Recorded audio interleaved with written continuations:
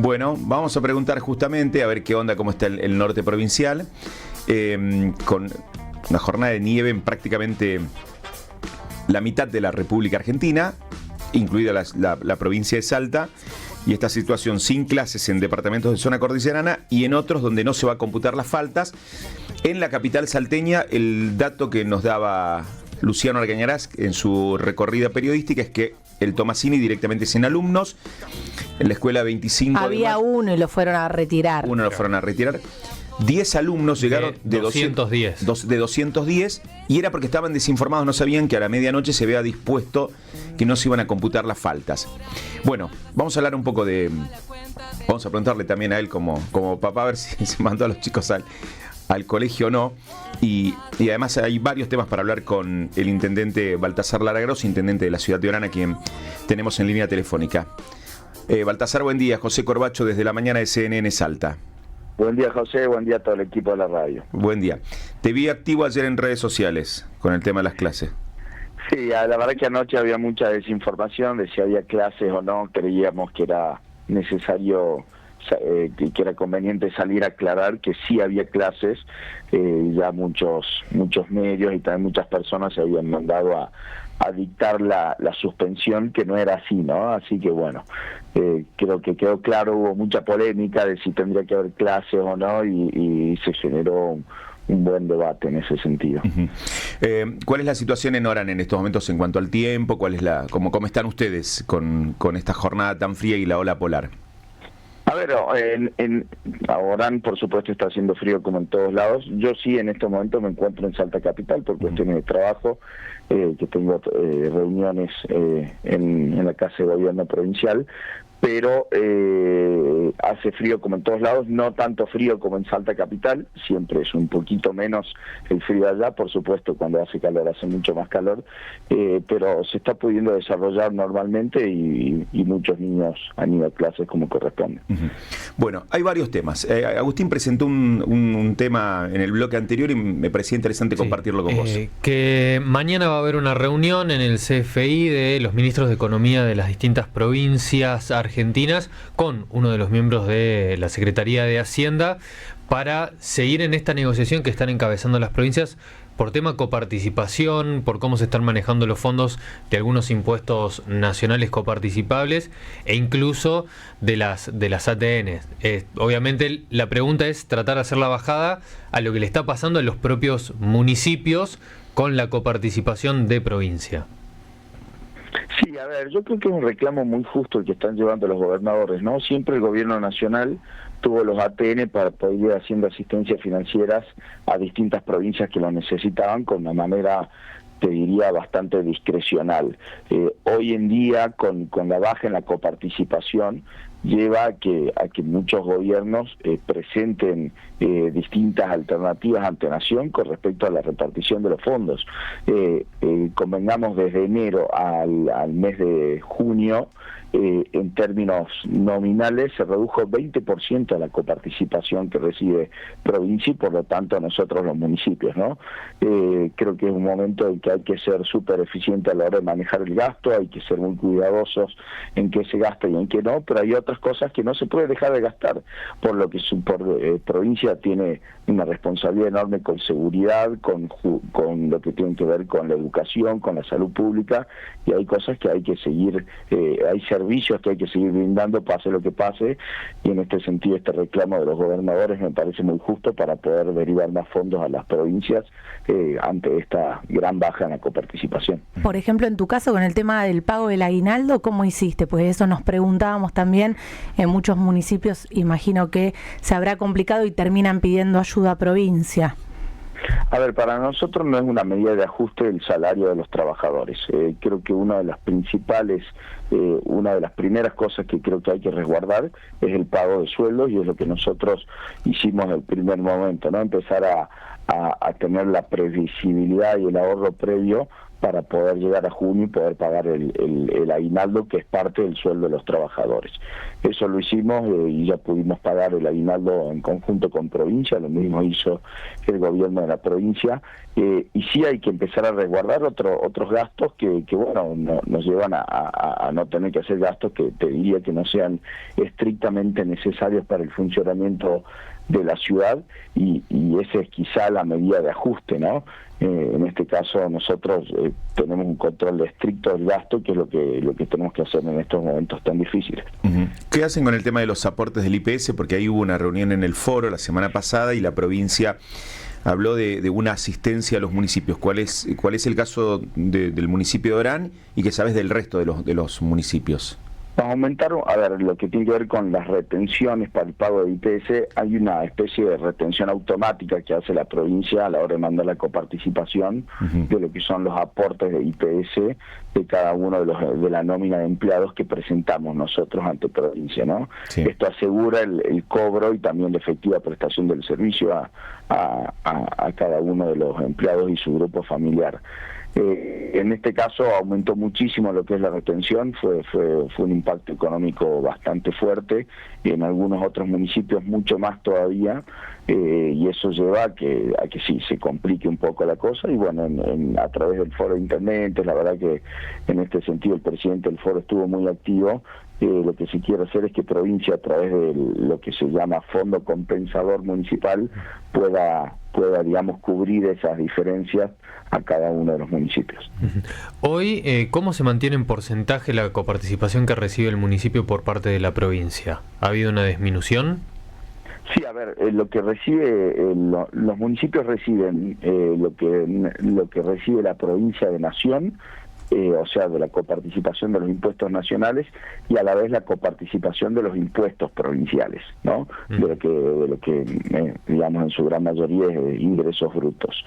En términos nominales, de enero a hoy se ha disminuido un 20%, se espera una recomposición ahora, debido a que en esta época aumenta un poco lo que es la recaudación, especialmente por impuesto a las ganancias, pero bueno, se está esperando eso. La verdad que es muy fuerte, ahora recompuso, ahora creo que estamos en total desde enero a hoy un 18% abajo, es mucho, ¿no? Un municipio como Orán, por ejemplo, en un 72% depende de la coparticipación. El resto del 28% dependemos de ingresos propios.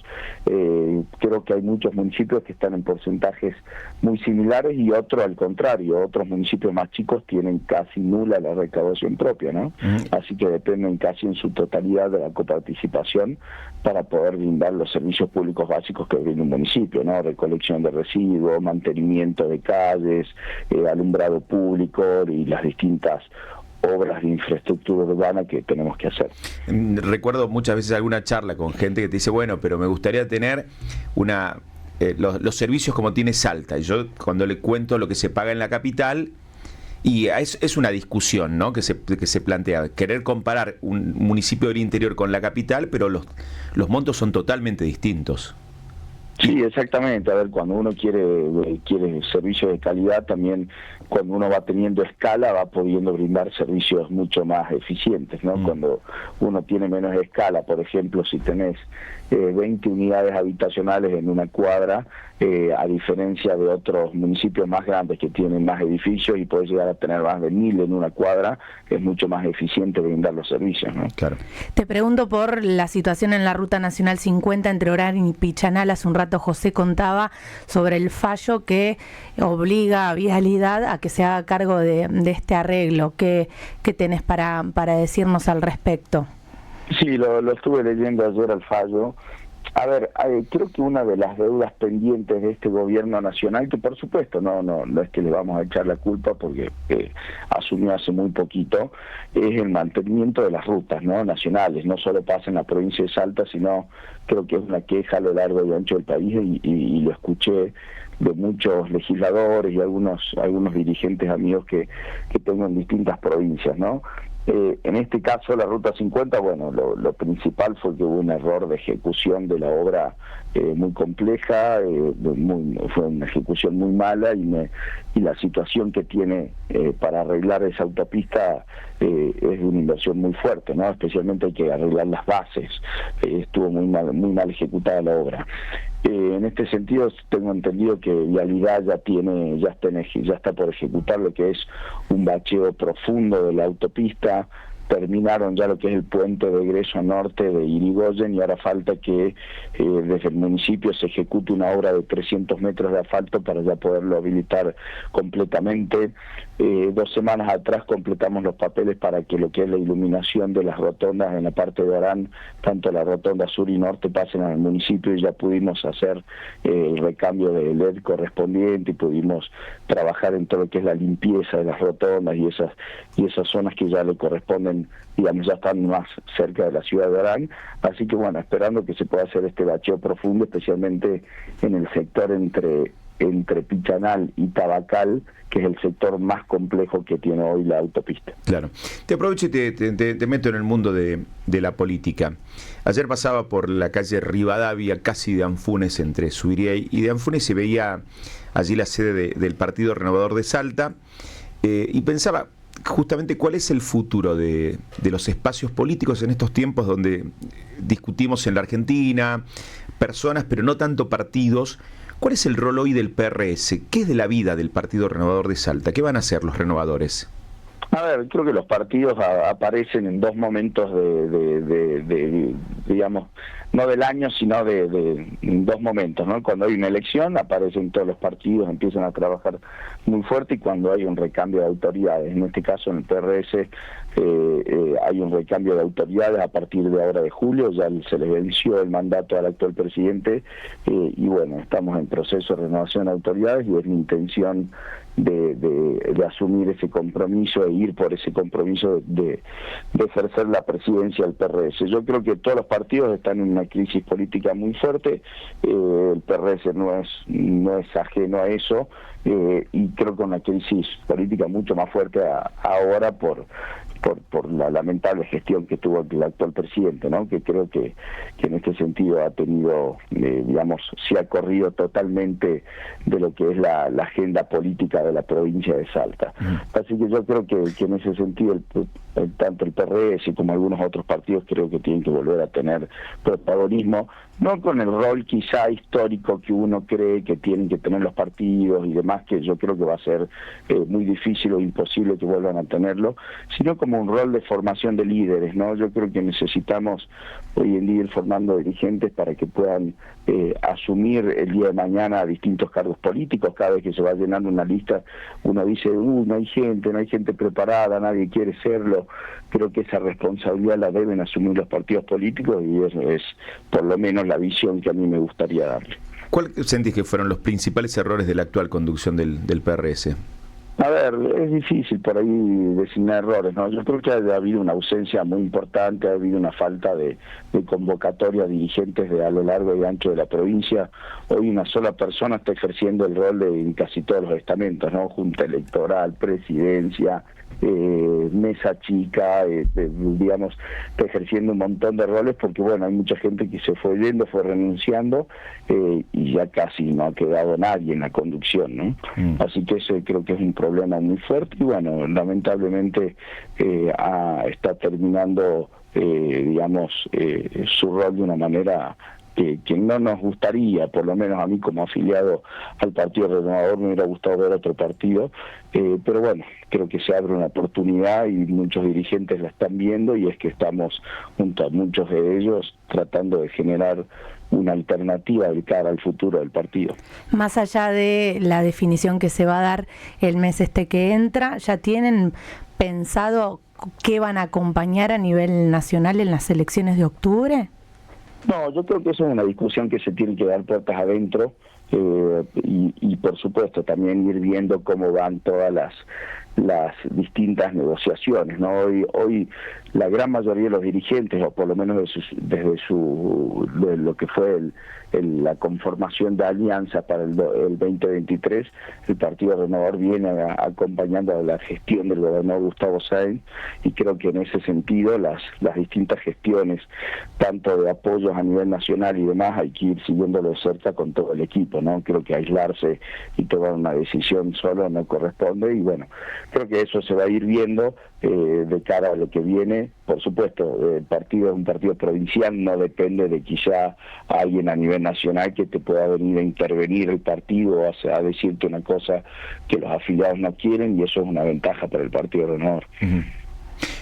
Y en el último punto, retomando un poco la pregunta de Yanni, de las definiciones, ustedes han tenido la posibilidad, pese a que en algún momento hasta parecía que desaparecía el PRS, siguen teniendo intendentes, diputados, senadores, siguen teniendo una representación, quizás no con nombre PRS, pero sí de nombres que representan al partido, ¿no?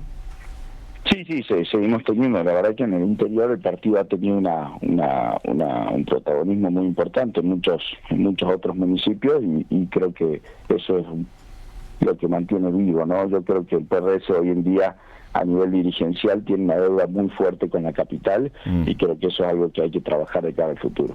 Baltasar Lara, gracias por el tiempo. Un abrazo. Gracias a ustedes, que tengan un muy buen día. El intendente de la ciudad de Orán charlando con nosotros de la cuestión coparticipación, la caída ellos han tenido en el municipio norteño, y nos imaginamos que pasa lo mismo en todo el resto de la provincia, un 18% menos de ingresos coparticipables, esperan una mejora por vencimientos nacionales que van a mejorar la recaudación. La cuestión de la ruta, vamos a ver hasta dónde esta obra, que supuestamente Vialidad va a llevar adelante, cumple con el compromiso que el Juzgado Federal de Orán le impuso a Vialidad. Y por último, la crítica a la conducción de Jorge Oscar Foloni, el actual presidente del Partido Renovador de Salta, que el mes que viene... Claro, mañana. No, mañana arranca el mes de julio, que en el mes de julio, a finales de julio va a definir las nuevas autoridades. Fue históricamente un partido de muchos referentes y muchos líderes políticos salteños desde el regreso de la democracia a esta parte, pero desaparecido prácticamente en capital, salvo algunos eventos esporádicos en la sede de la calle Rivadavia, los domingos que se junta allí un grupo de simpatizantes de Gimnasia, siempre muy identificados con el partido, pero después hay una desaparición en la capital preocupante, no logran poner concejales, no son competitivos. ¿Viste cuando hablamos en estos tiempos de fútbol? Sos el Inter Miami, digamos, te puedes tener figuras, pero si no sos competitivo, no tenés chance de discutir ni siquiera en una mesa de negociación con los otros espacios políticos. Bueno, veremos cómo termina la historia en el PRS con las elecciones que tendrán a fines del mes de julio.